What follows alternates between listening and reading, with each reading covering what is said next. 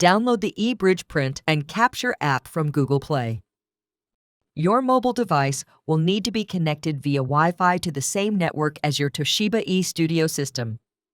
After installation is complete, launch the application on your Android device by tapping the eBridge Print and Capture icon. Images in the Print section of the application menu.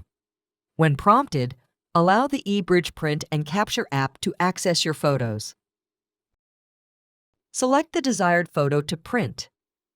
On first use of the app for printing, the system will attempt to locate your Toshiba eStudio system on the Wi-Fi network.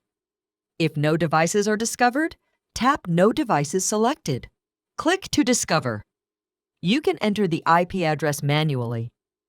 To manually input the IP address for your system, tap the Wi-Fi tab near the top of the screen. Tap Manual on the bottom of the app. Tap the blank field to launch the on-screen keyboard.